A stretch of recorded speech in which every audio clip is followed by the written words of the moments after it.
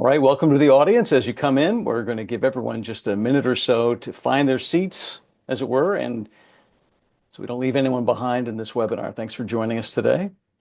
I see the numbers are rising, so again, we won't wait too long, but we'll wait a minute or two just to give everyone an opportunity.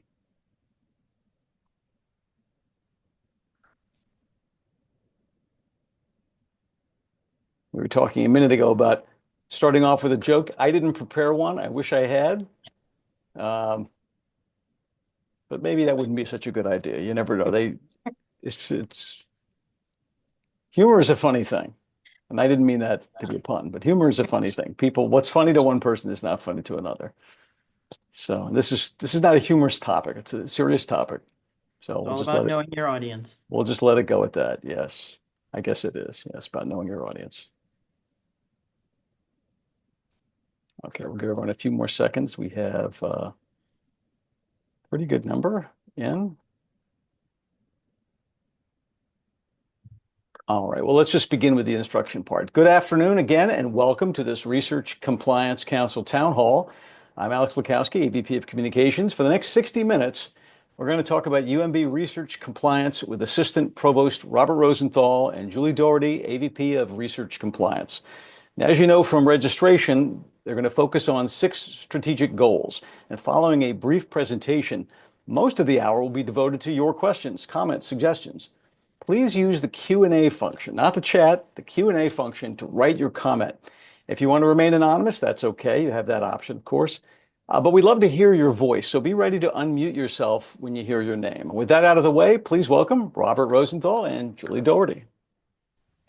Good afternoon, everyone. Thank you for joining us on this listening session. Today, I'm going to do a short presentation and then to give you some background and context of how we got to where we are today and how and why we're looking for your input on this strategic plan. I'll move forward with the first slide, Alex. There you go. Okay, thank you very much. Second slide. So when we here to discuss research compliance, some background about what research compliance is. It's a shared responsibility with active participation, such as today's event, among all stakeholders. And you as UMB staff, faculty, UMMS, UMMC, VA, you are all stakeholders in research compliance. Research compliance also furthers UMB's culture of responsible and ethical research. And we are here to promote efficient and effective compliance processes. Next slide. The purpose of our Research Compliance Coordinating Council is to cultivate collaboration, coordination, and communication across UMB functional units, along with our partners at UMMC, UMMS, and the VA, all of whom work together to support UMB's research mission. These working groups were established as part of the strategic plan in conjunction with the main RCCC, and these working groups include collaboration, communications, data security and integrity, education, and efficiency. And these working groups are made up of the members of the RCCC, which include these individuals and these positions within the campus. So you can see there is vast representation from across the campus, from many different functions and stakeholders involved in research, including the chairman of many of the different committees, IRB, IACUC, escrow, IBC, RSC. But you can also see that we have the research deans from each of the schools, along with many other representatives from across the campus. There's additional ones on the next slide also. that list our partners at UMMC, UMMS, and the VA. And if you would like additional information about this committee and this council, there's a link here to read more in our UMB Human Research Protections Program plan, which is on our website, and that will provide additional information. You can see by the list of members that when we set out to formulate this committee, which was done under the direction of Chief Accountability Officer and Vice President, Dr. Susan Buskirk, who is both the human and animal institutional official. She brought together these key stakeholders from across the campus with a charge of developing a research compliance strategic plan.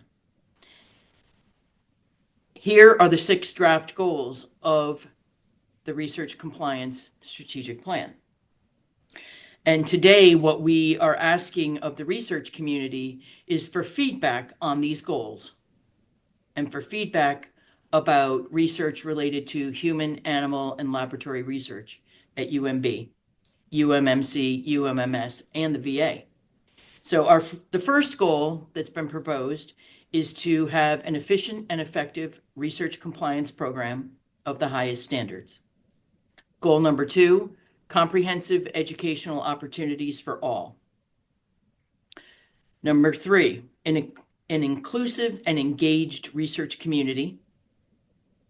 Goal number 4, an innovative research enterprise. Goal number 5, an ethical and compliant global research engagement. And goal number 6, security and integrity of research data.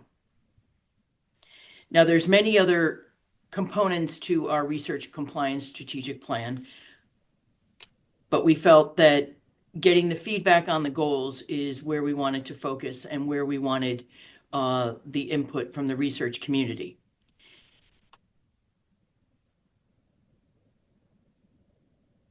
So what we would like now is for individuals,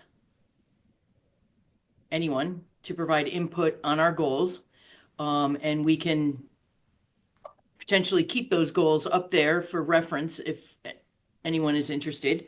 So we look forward to hearing from you all, or from many of you.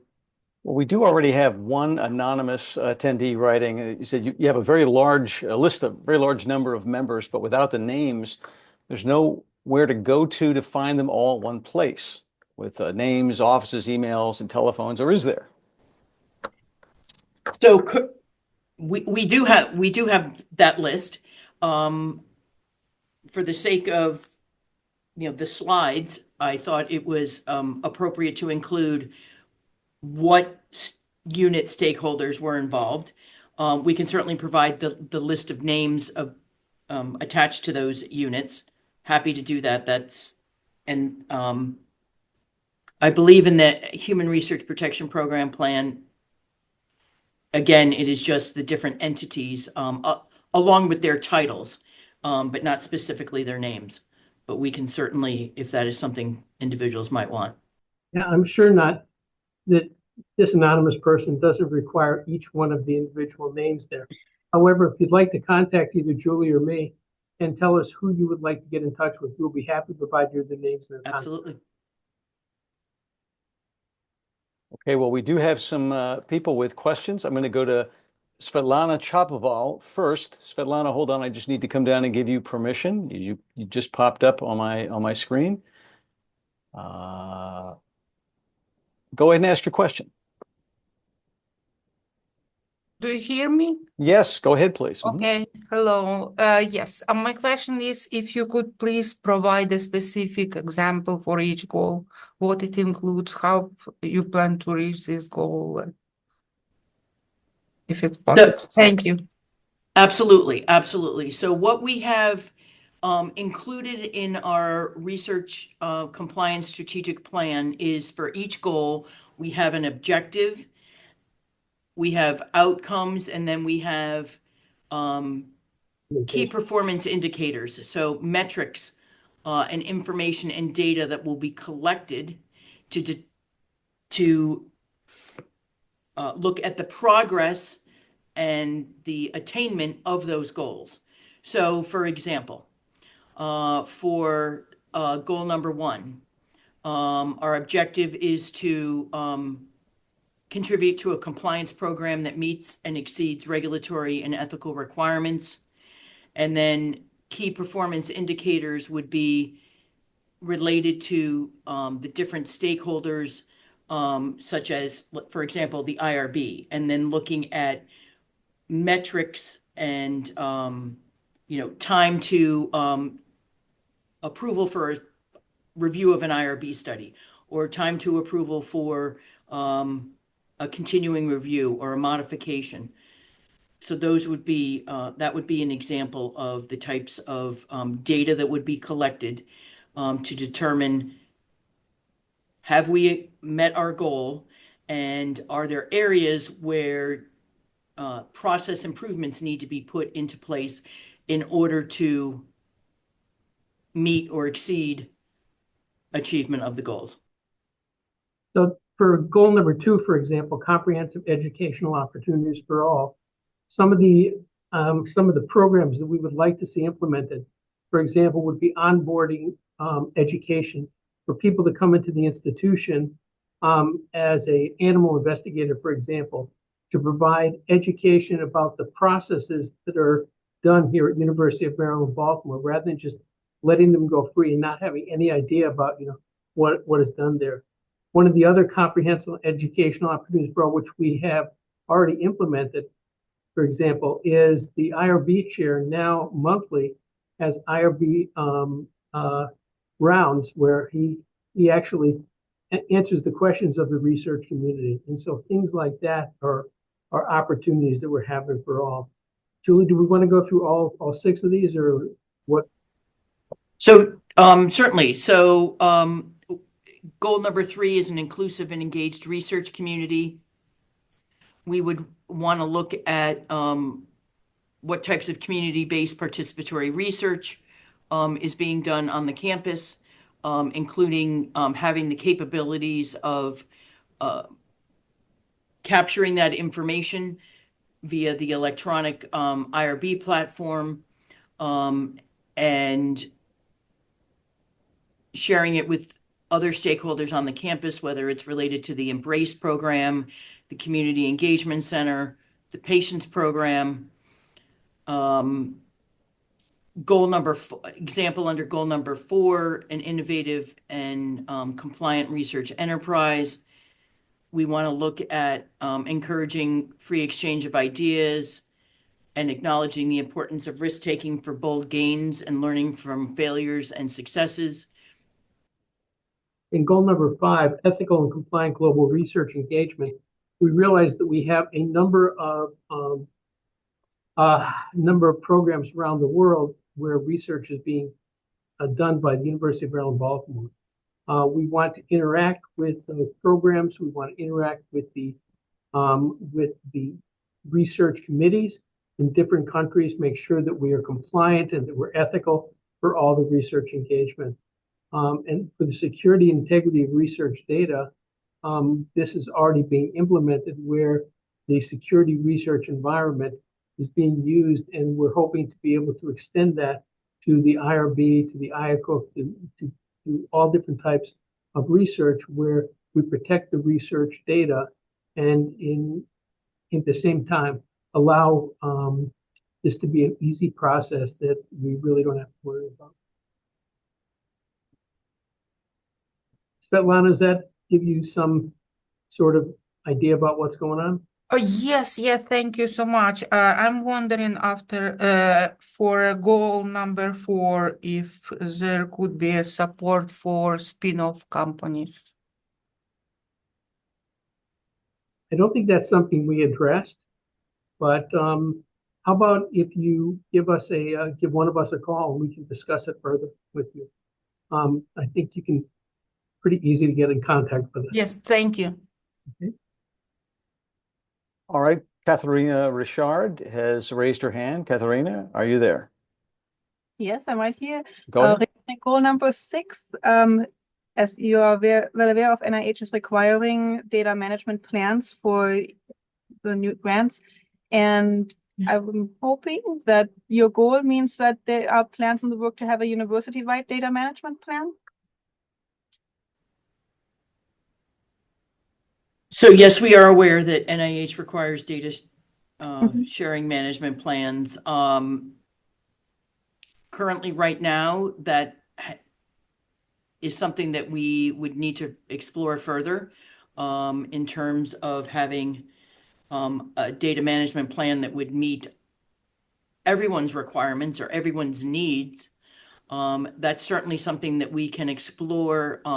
We may need to put together, or we should put together, a group of subject matter experts who can inform the topic and to come up with something that would be acceptable across all 7 schools and for everyone to have access to and to utilize. So I think that's something we certainly can explore.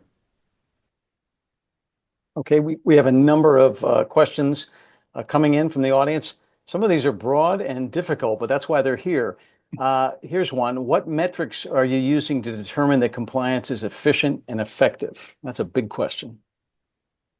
So, for example, if we look at the IRB, we have metrics. There are metrics posted on the Human Research Protections Office site, and we have metrics going back to 2011 related to turnaround times, time to approval, related to full board transactions, new protocols, continuing reviews, modifications, expedited reviews,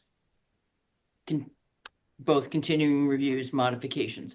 So those are the types of metrics that we would utilize to determine if we are being efficient and being effective. Effective requires looking based on a review of the IRB reviews to determine that they are being done in a compliant manner. So we would use both types of information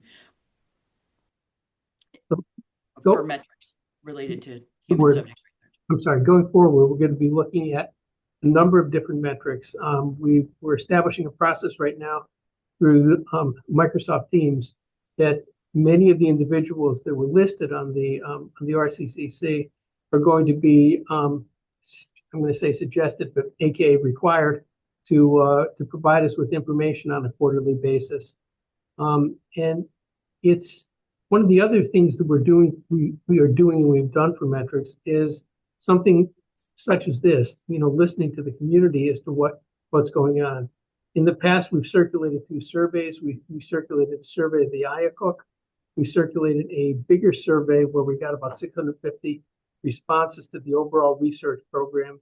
And one of the things that Julie and I have talked about is probably sometime in the future, circulating another survey in order to determine whether or not we are making progress or whether or not we're being stagnant.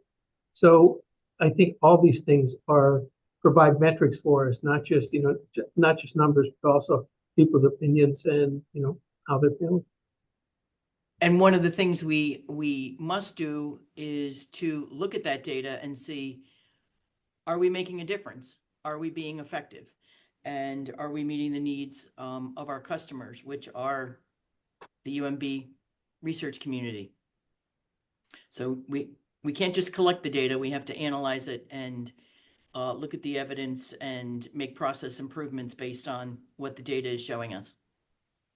I know you two know this, but I'm struck reading some of the questions, and there's some tough-minded questions when people have some frustrations.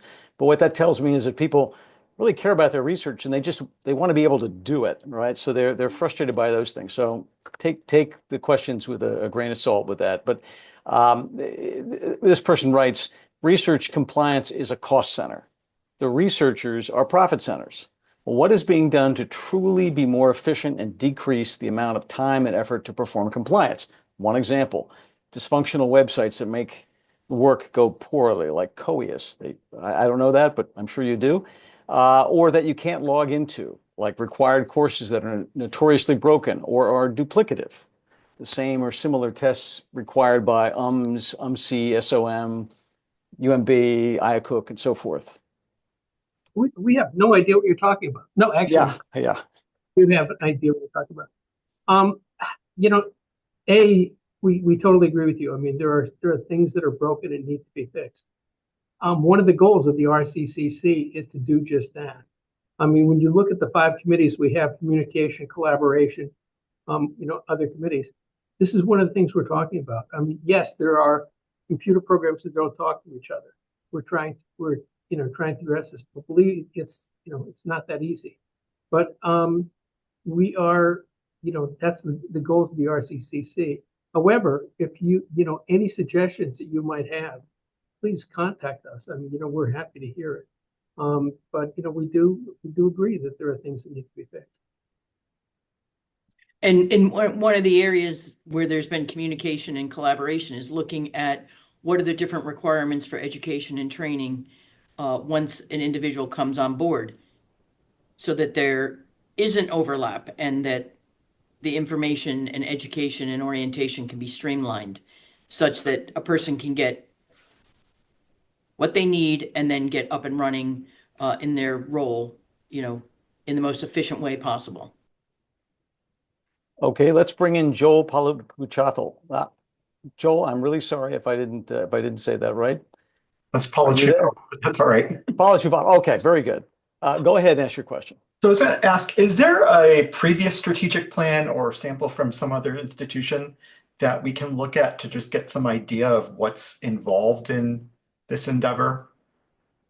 We actually looked at a number of strategic plans beforehand. Part of the strategic plan that we've mapped out is based on the strategic plan for University of Maryland, Baltimore. So we've adapted that, specifically for research compliance. We have looked at other strategic plans, and it's unfortunately or unfortunately, everyone is unique. Julie and I, over the course of the last couple of years, have surveyed a number of institutions, both for animal care, but also for human care, and to see what their processes are. And while many of them are the same, many of them are so different, it's difficult to really bring something like that into our own strategic planning. Okay.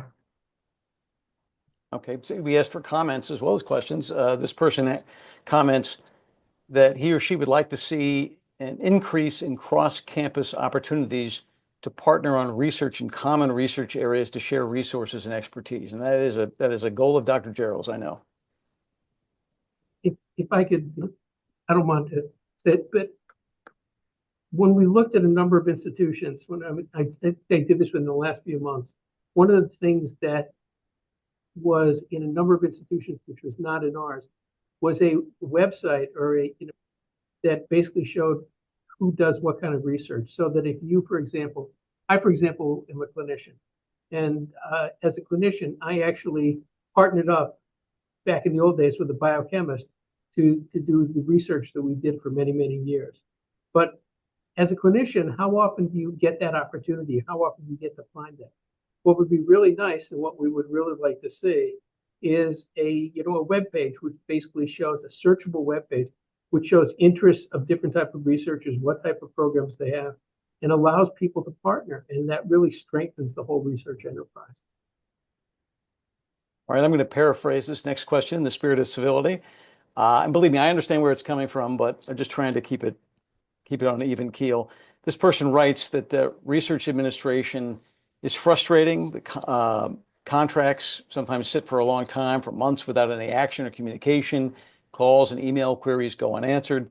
And there doesn't seem to be any way to overcome that, to enforce standards, or to ensure there is an actual, this person writes, punishment to research bureaucrats who behave poorly. What can be done there? I'll let Julie answer this one. So one of one of the main things that we are doing is through this Research Compliance Coordinating Council, which brings together individuals from across the campus, including individuals who, or the entity, mentioned regarding contracts, to talk about, issues, limitations, concerns, and I think one of the main things is education and having the individuals who are seeking the information to have a good understanding and background, but also it is important. It's extremely important to be able to reach out and to get your questions answered. And I think we previously talked about a web page, and I think having guidance and structure in terms of being able to have questions answered, whether it's through a chat bot function, which we are currently exploring, so that questions can be answered. No one wants to look through a whole bunch of FAQs. It would be nice to just be able to put in your question and have an answer put forth that actually comes from guidance and information from UMB. But I think you should reach out specifically, to the entity, and the goal is that the customer service is there and you get a response to your question or guidance, on where to find the information that you need. Okay, we have this suggestion from another anonymous attendee who writes, I think the PAM for the animal protocol AUPs was helpful and helps researchers and team members to be compliant with the protocols. Although we have audits occasionally for some of the human studies, it might be helpful to have something like that to ensure compliance for those human studies, especially for the less experienced researchers or those without a clinical background. So thank you for that comment. There is a complementary auditing function and monitoring function on the human side out of the Office of Accountability and Compliance. There is a auditing and monitoring plan that is brought forth at the beginning of a fiscal year or a calendar year, depending, that outlines what the plans are for that fiscal year. And there is always the thought that there should be routine audits done of different types of studies based on risk or based on, say, new investigators, etc. Many times what happens, though, is there are major compliance issues that arise. For-cause audits take precedence and pull resources that way, and routine audits basically end up taking a back seat. But it's dependent on what is currently going on. In the past, we have had the ability to conduct many types of routine audits.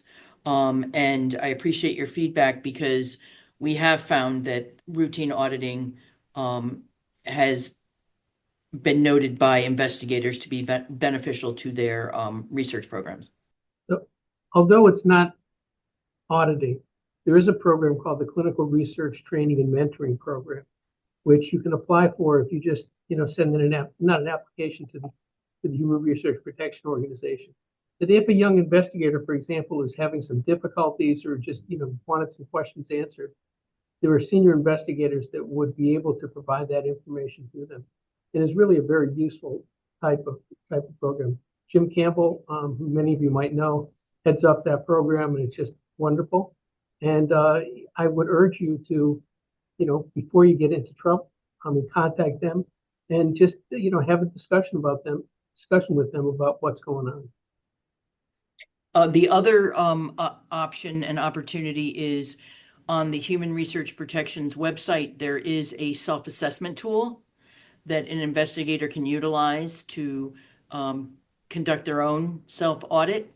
And again, someone either from CRTMP or from the auditing team could help you, deploy that tool, and it would give you a good baseline and good information about your current study status and areas for improvement.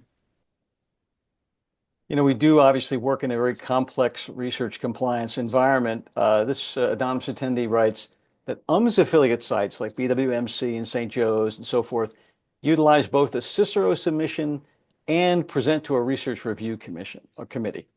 If individuals are representative, why are there two forms of review for research, Cicero and RRC? Additionally, network sites rely on a specific individual to review and sign an IAA when utilizing a CIRB for studies, which takes a considerable amount of time. However, Smart IRB is utilized downtown to provide reliance. Can this be utilized outside of downtown? Unfortunately, University of Maryland, Baltimore does not necessarily represent all the affiliates. And it is, it's a fact of life that the affiliates require their own review process for that, and they don't always rely on the University of Maryland, Baltimore IRB. So it's a complicated process, and it is not something that is really very easy to overcome. Julie, what do you think? So yes, I agree, and I know that the research review committees were set up by UMS and UMMC to fulfill a need, so they were aware of what was going on at their sites. I don't have a specific information related to those committees. In terms of the reliance agreements, what I will say is there's a need for those types of agreements to be set up currently, because UMS and UMB each have their own FWA. They're separate legal entities, and they have to have separate reliance agreements with the commercial IRBs. But we can, we meet, again, this is a topic, and, lines of communication. We work very closely with our partners at UMMC and UMMS related to research. So this is certainly an area where we can, further discussions and have some open dialogue on areas for improvement. All right, let's hear from Ali Kwan, who has a resource question. Ali, are you there? Hi, yes. I was just wondering if there's any possibility of obtaining a system-wide clinical trial management system, a CTMS. I know that's been a pipe dream for a while. Is there any hopes of that anytime in the near future? I wish I knew. Very interesting question, Ali. It has been, discussed by many individuals at many different levels over the years, and I currently do not have any information about the status of a CTMS, but we can certainly explore and talk to our partners and see if there is any further information about that. Because yes, I agree with you. It'd be extremely beneficial in terms of streamlining research and making things more efficient. So, Allie, just FYI, although Julie and I are not taking notes, and you really wouldn't want me to take notes because I can't read my handwriting, but we are having people take notes so that all of your suggestions will be reviewed and hopefully addressed. So Yes. if we can't answer the questions, we hopefully will be able to pose them to people that can. Thank you so much. Okay, great. An anonymous attendee writes, do your goals include providing more training to research staff, such as research coordinators, clinical research specialists, and so forth, other than the standard training that's already offered? He or she writes, I think there is a need for additional training and resources and support, et cetera. Absolutely. One of the, So, I tried to write that particular thing. And the reason that we have the goal of for research for all was we want education for all. We want education for everybody. I mean, I want education for people like the animal care workers down at the animal care facility. I want education for research coordinators, for staff, for all types of staff. It's only when you have education where you can, make these people more useful, but also keep people interested. If it's only education for principal investigators, you're really missing the boat entirely. and we're looking at all different types of avenues and resources. So we realize that, everyone learns differently, and there has to be different options and different opportunities. Are there micro learning opportunities? Are there AI opportunities where we can develop trainings that can be deployed and available to researchers? Again, this is an area where resources are needed, but if we are able to use innovative mechanisms, then we achieve more than we meet more than one goal. We meet the education goal, but we're also, being an innovative enterprise. So we are certainly looking at many different options, and we will be, assessing what's currently out there, and also looking for feedback from individuals, because, not everything needs to be done in front of a computer. It would be beneficial to have forward-facing educational sessions where you can actually talk to an individual and then get feedback and ask questions. So we're looking at all different options. All right, another member of our audience has a very interesting question about the review process. When a submission under analyst review with the IRB is sent back to study team to update part of the application, why is a new analyst assigned to then review the protocol? Why can't the same one be kept? Is there really such a need to change analysts each time a submission is returned? The new analyst needs to review what the prior analyst queried and what was updated by the study team. The majority of the time, this is not the case and has created significant delay. So thank you for your question. My understanding is that the way the process has worked is when a submission comes into the HRPO inbox, it gets assigned to one individual who follows that submission through its life cycle, not the protocol life cycle, but the submission life cycle. So if analyst A reviews it, sends it to the PI, and the PI sends it back,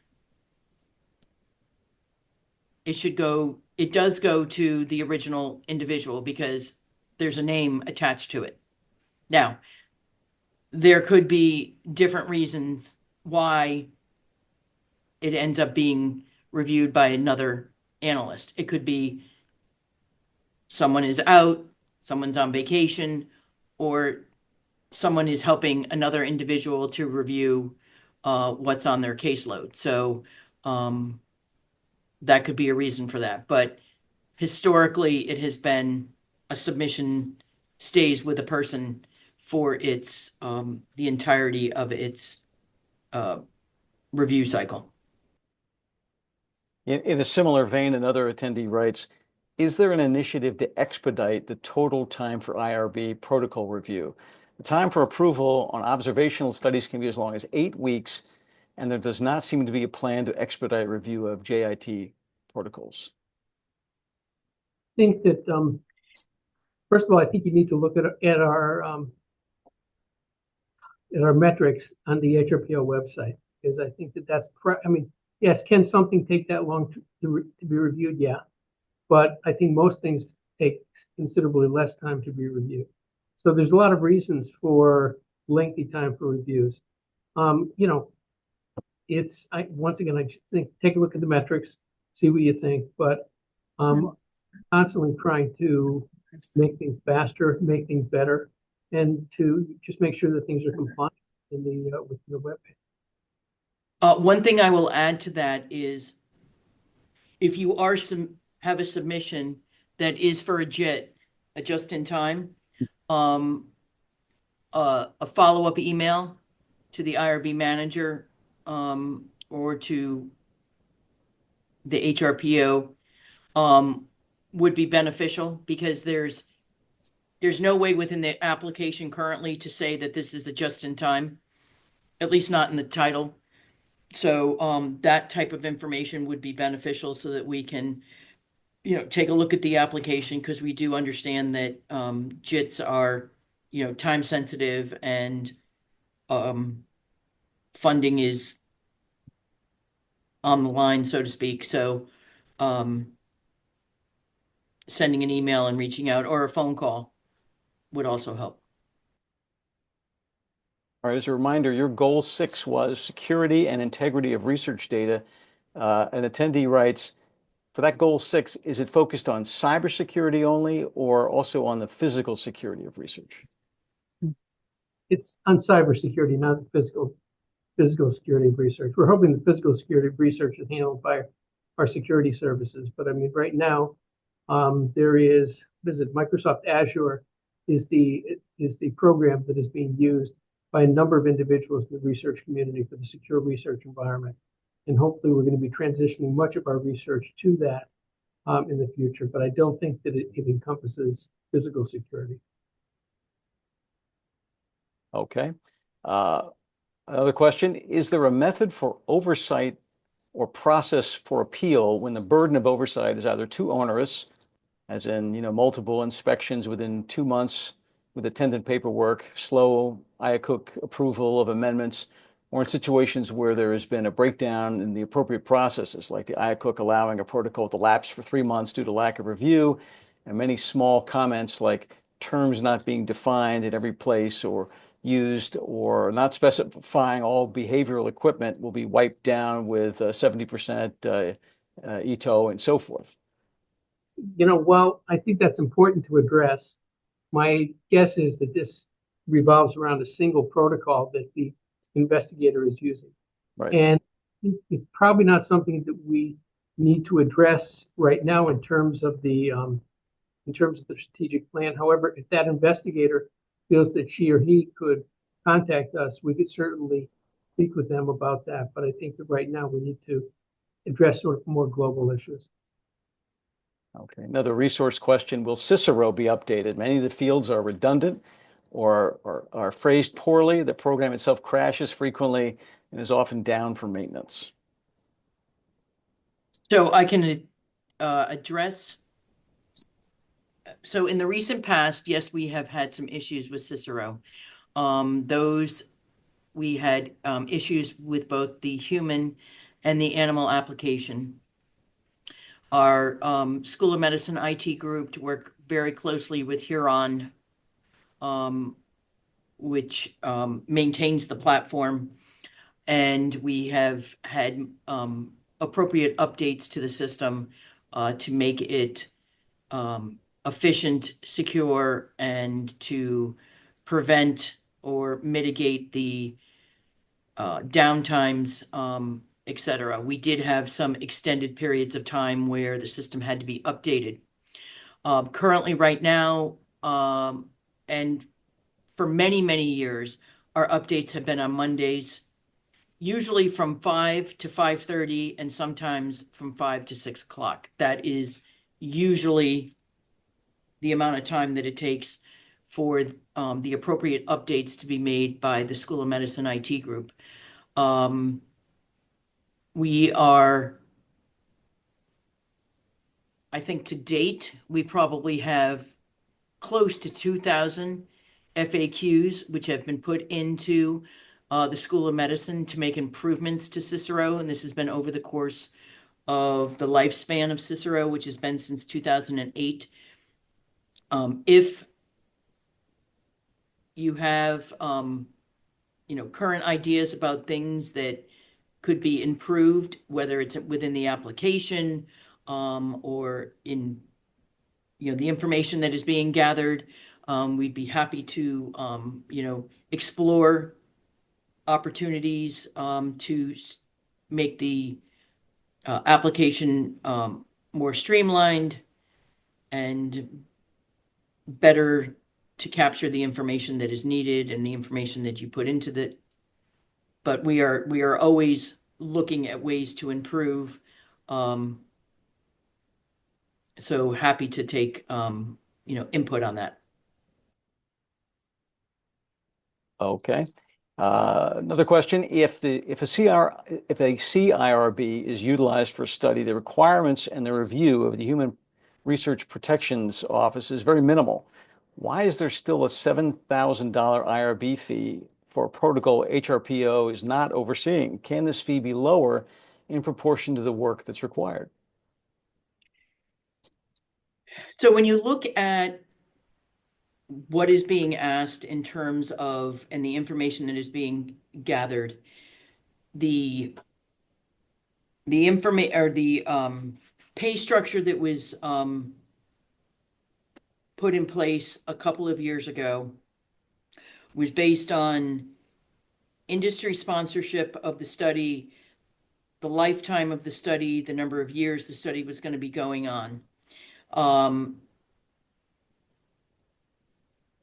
The process that takes place when a protocol gets submitted to UMB, I would not say is minimal.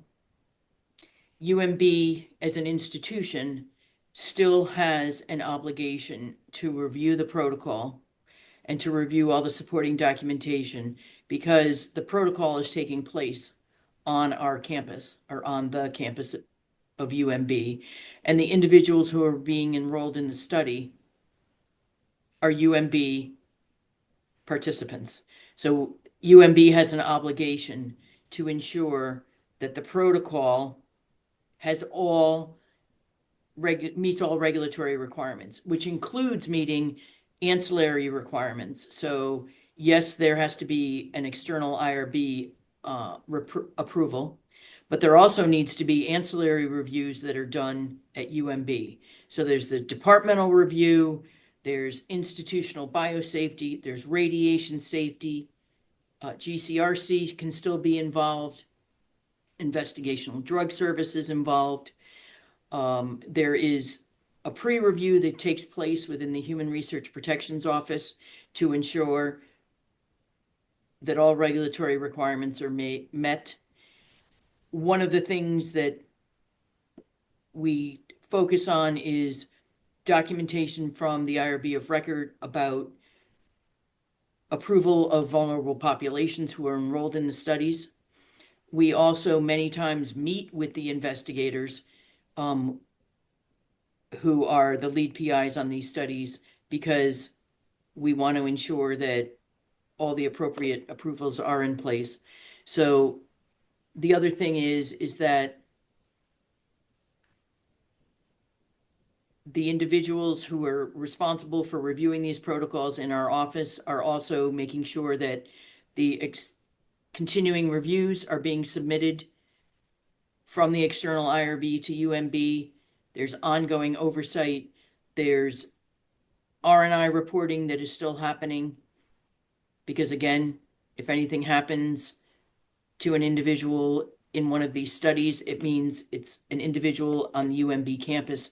So there are many components that go into these external reliance agreements. Whether it's a master agreement through Advera or WERB, we are not just doing a cursory red stamping of that communication or that reliance. There's a thorough review taking place of the entire application so that we, as an institution, understand and our responsibilities to those individuals who are going to be enrolling in that study, even though there's going to be another IRB that's the IRB of record. We've got about 10 minutes left, and we are going through a lot of material, which is great. We have this suggestion. Many animal researchers have experienced a dramatic shift, this person writes, toward over-interpretation of what is considered non-compliance with a protocol. many of which are arguable, but there's no opportunity for a PI to dispute a finding of noncompliance. Implementation of a dispute board, something like that, or some other mechanism, could be educational both for the IACUC and for the researchers. Point well taken. It's noncompliance is, I mean, there's no formal definition of noncompliance, and noncompliance is interpreted by the IACUC. It's, you know, it is a process of discussion between the investigator and the IACUC. And, you know, should there be a different committee? Probably unlikely, just because it's really the purview of the IACUC. But sometimes when there is serious noncompliance, there will be separate subcommittees of the IACUC. They'll look at that and determine as to what should be done going forward. I think this person's writing about where you have that gray area, like you could interpret this as noncompliance, but maybe there's more to the story. Can there be an opportunity to talk it out? Maybe, you know, maybe as the person writes, it may be educational for both parties. So I would say the short answer is yes, there is an opportunity for the PI to have a discussion with the IACUC chair and with the OAWA director to, you know, at least further discuss the issue. So I would say yes, at least to have a discussion. You know, having a separate board, again, that's at the discretion of, you know, or a separate committee that looks at specific issues, but I think that's for further discussion with the IACUC chair. Okay. Another suggestion, a person writes, for exempt research done on existing healthcare data, is there a way to streamline the training and IRB approval process? It's a barrier to new researchers to take training that is either duplicative of clinical requirements they've done in other places, like HIPAA training, or not related at all to their desired research task, like human consent, animal research, etc. Lowering this barrier would encourage physicians not previously involved in research to innovate in our learning health system.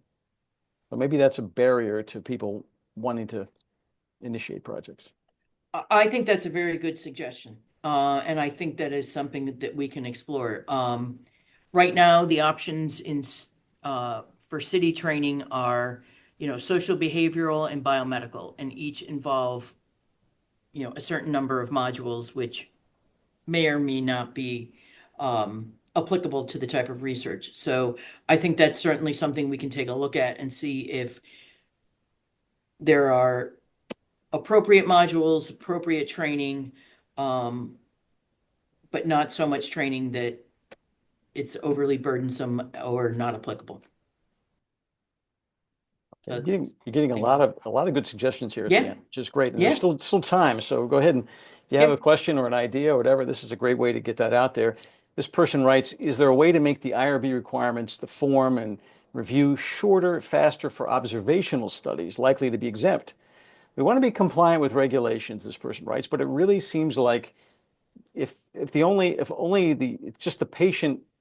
to the patient is the loss of confidentiality, there could be a much shorter form that's less redundant. So again, thank you. In other words, there's no health risk. It's just a confidentiality, which is a serious point, but it's limited. I would have to take issue with the fact that loss of confidentiality is a minor risk. Loss of confidentiality can be very serious. Right. And the truth is, I mean, having reviewed, you know, I was IRB chair for 12 years. Having, you know, also submitted these protocols. The protocol, it doesn't take that long, you know, to submit an observational protocol. And to limit it, you know, I'm just not sure which parts you would limit. I'd be interested to hear the person's impressions about what parts he or she would like to limit. Okay. And we have someone who writes, I'd like to see more coordinated or organized ways to promote and advertise specific research opportunities. Maybe some clarifying. What do you mean by research opportunity? It's an anonymous question, so I can't even reach out to the person you'll have to interpret that. Okay, so research opportunities could be opportunities to participate in research or opportunities to collaborate in research or So I'm not, I mean, So plenty of research advertised on, on campus if you want opportunities. But kind of circling back to one of the first questions about having an avenue to collaborate and with others on campus is something that is both a UMB and a council idea. So you read the Elm every Monday. There's a research section in the Elm that tells opportunities for research. One of the pie in the sky hopes that we have is that at some point or another we actually get a research web page, and this would be an all-inclusive research web page: animal care, human subject research, basic science research, where we could address many of the issues of the research community all in one place rather than having separate different spots all along. And that's something I hope that we actually can implement. Okay. About the process generally, a person writes, can you clarify the role of the RCCC in implementing the strategic plan? Will they be providing services to researchers to help them meet these goals? Or does the RCCC expect PIs to implement services to meet those goals? So the stakeholders themselves within the RCCC would be expected to provide information related to whether or not a goal is being met. So it's not going to be specific to an investigator. It would be, say, specific to the IRB. The IRB would provide metrics. Someone within the IRB would be expected to update the metrics of the IRB to see, are we being efficient? Are we being effective? Someone within, say, the IACUC or other subcommittees or other entities within the RCCC. So it's not going to be specific to a PI, but it's going to be specific to those stakeholders that are members of the RCCC. Those stakeholders are all involved in the process of research review, whether it's animal research, human research, or laboratory research. Each one of those stakeholders has a role. And sometimes the role is more forward-facing and involves more than other roles do, but each one of those entities is involved in the review and approval of research in some form or fashion. Okay, we're almost out of time, but this might actually be a good stopping point because we have an attendee who writes, will you provide a summary of the action items you will actually work on after this town hall? In other words, what's the follow-up after this? How will people know what you're doing? Excellent question. What we are doing is the RCCC meets on a quarterly basis. Actually, our next meeting is tomorrow.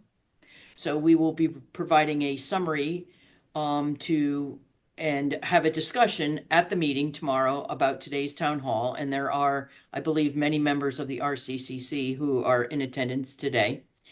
We will be discussing key performance, the goals, the key performance indicators, and then what the plan is moving forward on the stakeholders providing information to meet the goals.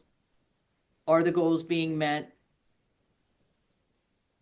What are process improvements that may need to be put in place in order to achieve those goals? So that information, we will have a to-do list from today, and we will provide an update to the research community on different suggestions and comments that were made today. So we will figure out when is the next best time to have a follow-up, sharing of information with the research community. Yeah, I think it'd be nice if we could do something like this at least every 6 months, to get the input from the research community. Alex, there's one question I have. I see that we 32 more questions that are down there. Is there any way that those could be printed out or recorded or anything Oh, like yeah, that? yeah, we have all the questions. And those, it's 33 now. You've actually answered almost every one. I think Excellent. I think there's one that we didn't get, and there's one comment at the end. Casey Jackson writing, "Thank you. Thanks for today's session and everyone's valuable input." So you've actually gone through them. I just haven't processed them away. Excellent. Thank you. Well, we appreciate everyone's input today. We have a to-do list and we will be getting information back to you all. Thank you so much. Thank you all. All right, take care, everyone.